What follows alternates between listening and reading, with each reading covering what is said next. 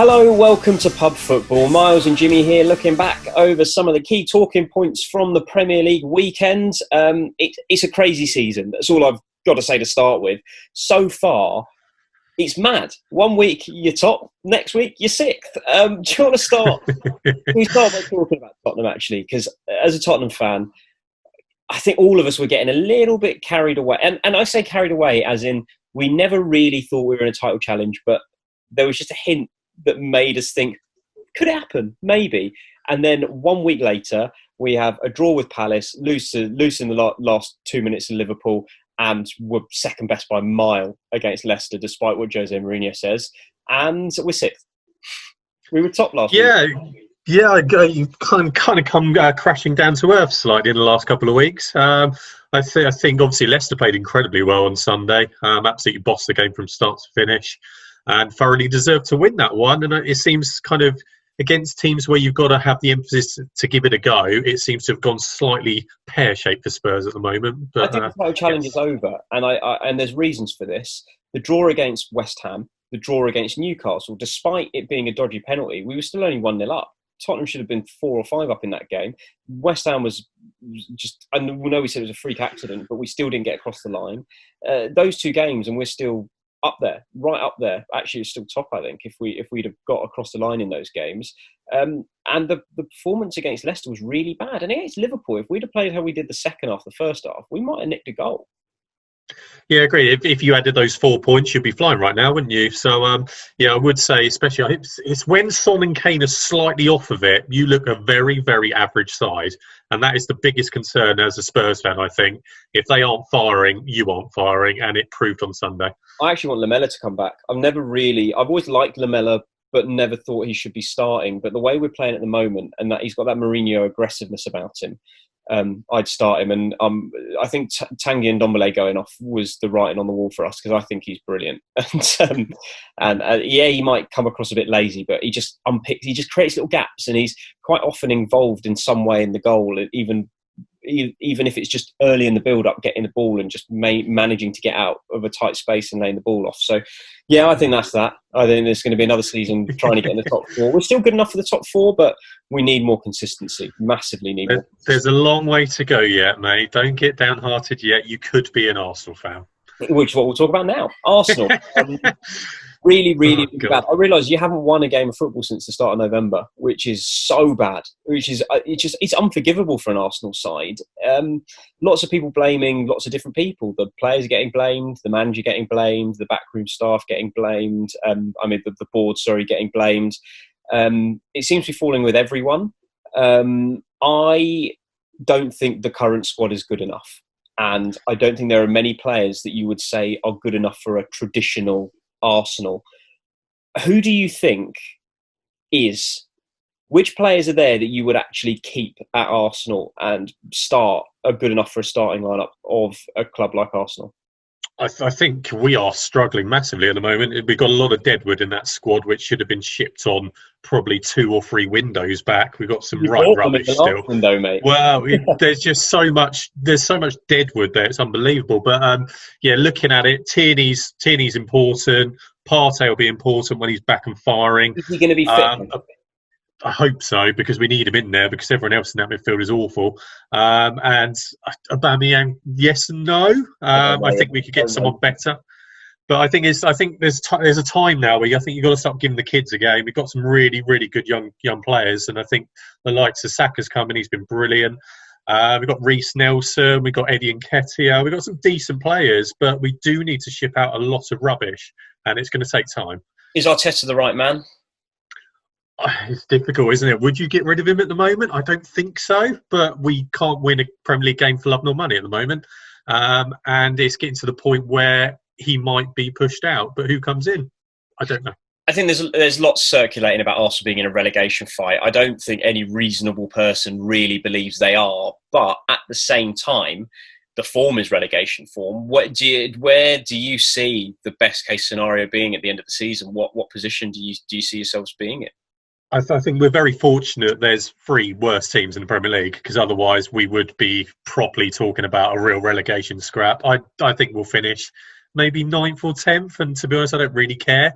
I want to see us maybe change the mentality, give some kids a go. Let's bed them in. Let's get rid of the rubbish in January, and let's see where we are. Right up there, back up to the other end of the Premier League. Liverpool look back to their best. I thought they were good against Tottenham. I still think they're there to be got at. I really do. Even Crystal Palace opened them up a few times in the first half and then just completely fell to poo. Crystal Palace the second half, just nothing about everything worked and fell for Liverpool. They look like the front runners, and I don't think you can look past them for the title. Really, just they're a machine that just keep churning out results, no matter how well they play. Yeah, agreed. I watched the first half, and as you say, I thought Palace played quite well, and it was surprising that they were 2 or 3-0 down at half time because they were right in it. But as you say, it's ominous form from Liverpool. As you mentioned a couple of weeks ago, still got players out. They will come back. They are already 4 points clear. They're going to win the league, unfortunately. No one's going to catch them, and they're going to get stronger. Well, Man United are in the chasing pack. They're 5 points off Liverpool. Good win against Leeds, but all talk of a title challenge is premature, and all talk of Ole Gunnar Solskjaer being a tactical genius is premature. He put Daniel James on because he's quick and there's gaps against Leeds. I mean, it doesn't take a genius to think that could work. In saying that, they did do well against Leeds. However, Leeds had chances. Leeds, I thought, honestly, and I know people are saying, oh, Leeds lost, so they shouldn't be praised, and we'll get onto that in a second. Leeds had chances. Leeds played better football than Man United. It's just that Man United had those players who cost more money and should be more quality. The Marcus Rashfords, the Anthony Martial, even the Daniel Jameses in those positions, and Bruno Fernandes to convert the chances that they did have. And it was a great game to watch, but a title challenge is way too premature. They're still not that good, I don't think. No, I agree. I think they're a really average side. They came up against a team who, as Leeds have been all season, completely kamikaze, massive holes in midfield, easy to play through the lines, and it worked perfectly for United. And yeah, I do love watching Leeds, even at 4-1 down. I thought they were going to get a point because that's what Leeds are like at the moment, and it also proves what United are like, that you think you can get at United because they're not very good. Now, while I love watching Leeds play, and I don't really want them to change, not being a Leeds fan, I don't really care whether I want them to stay in the Premier League, but they're good enough to stay in the Premier League. They do need to be a little bit more conservative if they're going to progress properly, because like you said the word, you used the perfect word, it's kamikaze football. They leave themselves so open that most of the good teams are going to put a lot of goals on them. Liverpool already have. Man City did in the end. Man United have. And some of the lower teams have put loads of goals on them as well. They had some big scoring games so far. And there needs to be just a little tweak that gives the defence a little bit more cover. I agree. I do love it, though. I think it's brilliant. I think it's a massive refreshing thing for Premier League football to see a team just go for it. But there are times where you do need to get 8 or 9 players behind the ball, be kind of safe, be secure in possession, just not ship some of the rubbish goals they are at the moment. But I love watching Leeds, and I hope they don't change. They'll be fine. Yeah, they will be fine. But just if they want to, I'm thinking more in next season after, if they want to progress back to being Leeds, the Leeds of old, a European challenging team, they need to just be careful. They can't put the brakes on a little bit. Let's talk down the relegation, the real relegation scrap, not Arsenal. Firstly, West Brom. Sam Allardyce has come in. He does have a big task in front of him. I know that he probably geared the team up and got them going, but Jake Livermore's red card was ridiculous. It's shocking. And, they're not a great side. And he's got a big ask on his plate, especially with...